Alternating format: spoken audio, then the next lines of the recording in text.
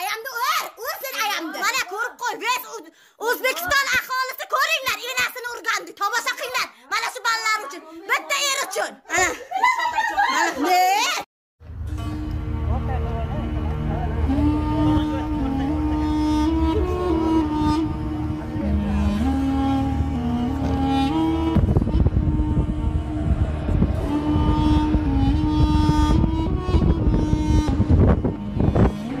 Kattaroqlar ko'rgan. Buni endi eshitishim deya olmaydi. Ayollaringizni o'sha kechqurun yarim kechada bolangizni eshikka belab qo'yib, kechqurun yig'laganda ko'kragini bolaga solib, beshikni dastasiga boshini qo'yib uxlab qolgan ayolni ko'rganmiz? Kim bunaqa uyquga rozi? Erkak hayotda rozi bo'lmaydi. Bu uyquni faqat ayol, kim uchun? Bola uchun. Kechqurun bilan shu. Eng haligi nozik joyi. Onani og'zidan, onani ko'kragidan oppoq sutlarni ichdik, mehr bulog'idan ichdik. Ochlik ko'rmadik, chanqoqlik ko'rmadik. Mana shu sutni ichdik, 2 soatdan keyin, 2,5 soatdan keyin oppoq sutni nima ahvolga aylantirdik? Hozirgi pampers bor. Yo'qdan keladi, yo'qdan tashlavoradi. Pampers yo'q edi-yu, 25 yil nariyog'ida, 30 yil nariyog'ida pampers yo'q edi-yu.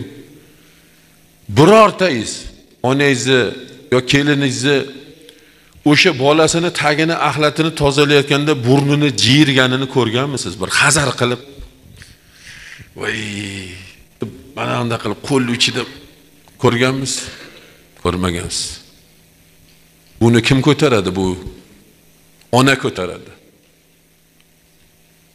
Dadasi qo'lim xamir edi, bolamizni tagini tozalab oling desa, erkak tozalamagan. Tozalamaydi ham. Tuqqaningdan keyin qaradi, endi sening ham ishingni men qilaymi deydi.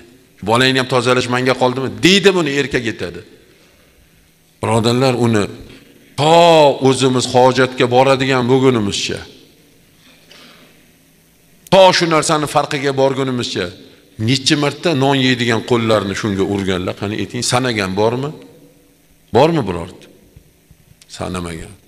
Emizgan ona ham, bolasini tagini tozalagan ona ham, tozalangan bola ham sanamagan. Buni sanab qilmaydi, qila olmaydi, bunga imkoniyat yo'q. Yo shu yoshdamiz, top etib osmondan tushdikmi? Pokiza bo'lib tushdikmi? Yoki 10 kunligimizda shu ishni qildik. Onamiz endi bizni tagimizni to'xtang, onajon qo'lingizni urmang dedikmi? Hech kim bu ishni qilmagan, ayta olmagan. Dinimizning ta'limoti seni mana shu xizmatingni qilgan, seni oq yuvib, oq tarab, seni odam qilgan odamlar orasiga qo'shgan otangga, onangga yaxshilik qilgin deyapti Xudoy taolo.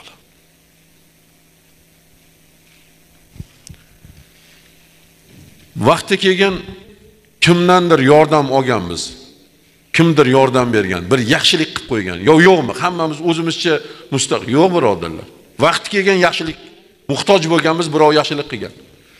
O'sha bir marta yaxshilik qilgan insonni, yaxshiligini unutgan insonni kim deymiz? Nima deymiz? Yaxshilik ko'rdingiz, yaxshilik qildi, muammoingizni hal qilib berdi. Ancha sizga yordam berdi. O'sha insonni yaxshiligiga ko'z yumib yuborgan insonni kim deymiz? Nonko'r deymiz. U haqiqatan nonko'rdi. Endi bir marta insonni, bir marta yaxshilik qilgan insonni yaxshiligini unutib yuborishlik, u insonni nonko'rligiga dalolat qilsa, bizlarni bir parchaligimizdan mehr berib issiq-u sovuqqa ishonmasdan ko'z qorachig'iday asragan, avaylagan, bizlarni boqqan, loy changallab, chang yutib boqqan otamizni kechalari bedor bilmasdan, bedor bo'lib tinim bilmasdan katta qilgan onamizni yaxshiligini unutib olgan farzandni endi kim deyish mumkin? Ayting, kim deymiz?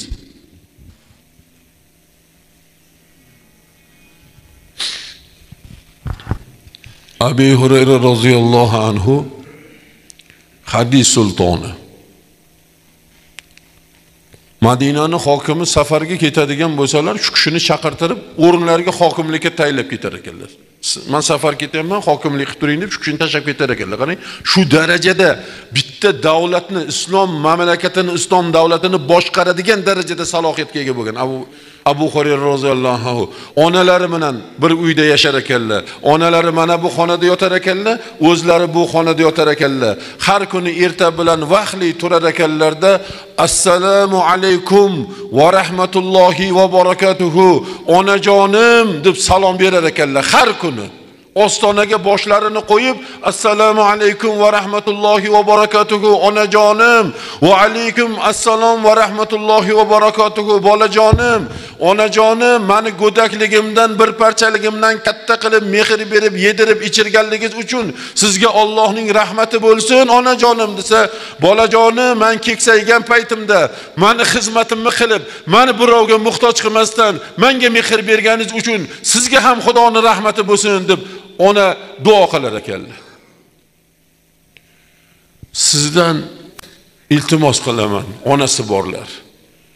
Shu so'zni bugun borib ayting, xuddi shu Abu Hurayrani onajonim go'dakligimda menga mehr berib katta qilganingiz uchun sizga Xudoning rahmati bo'lsin din. Yurak yorilib ketsa kerak bu so'zni eshitib. Oramizda birodarlar onasi dunyodan o'tganlar bor. Bu so'zni aytishlik endi umrining oxiriga nafasigacha nasib qilmaydi bu insonlarga. Aytadi, lekin javob qaytaradigan ona yo'q. Sizlarda bor shu ona. Shu qiyinmi shu? Shuni ayta olmaymizmi?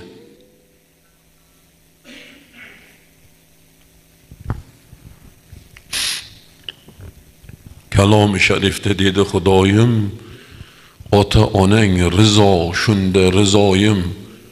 Hayotda hamisha Rasuli akram, ota onalarni tutib mukarram.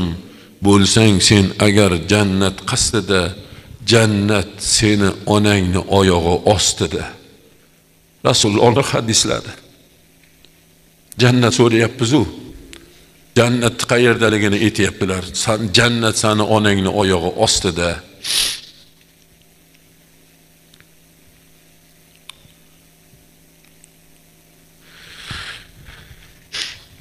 Oxir bu so'zni tagiga yetarsan, avvalo onangni rozi etarsan dedilar. Onangga qil, onangga qil, onangga qil, so'ngra otangga qil dedilar.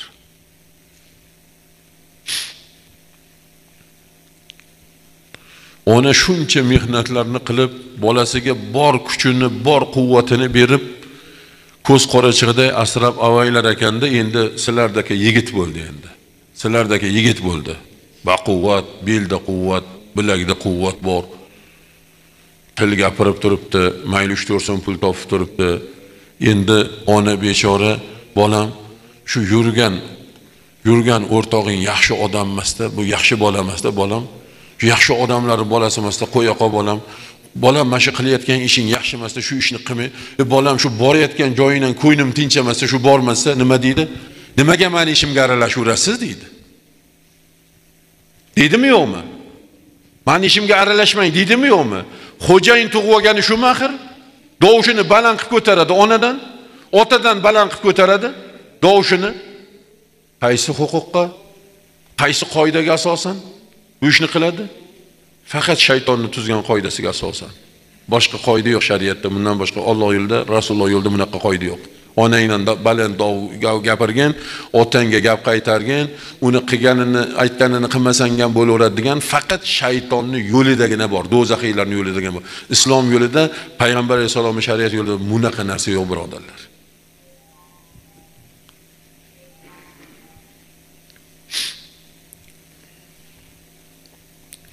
To'y egalari bir paytlar o'ylangan. Mana kuyov bolani onalariga uylangan. To'g'rimi? Shu darajada dasturxon yozmagan bo'lishi mumkin. Lekin bola uchun yozyapti mana shu. Bor ne'mat qo'yib yozyapti. Kim uchun? Bola uchun.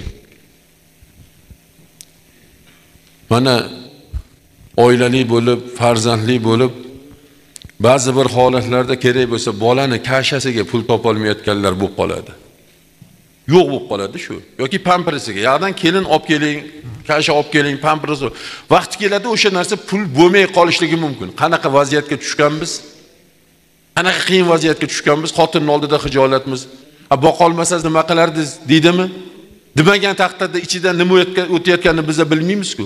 Balki undan battarlarni aytib turganmiz. O'lsa o'tay, erkak bo'lmay, ko'zim ko'r bo'lmasa senga tegarmidim deb o'tirgan bo'lish mumkin. Biz bilmaymiz uni ichidan o'tayotganini. Har holda rozi emas-da. Bola katta bo'lgan sari uni xarajati ham katta bo'ladimi? Birortaylarni dadaylar shu yoshga chiqib, shu yoshgacha xarajat qildi, minnat qildimi qilgan xarajatini?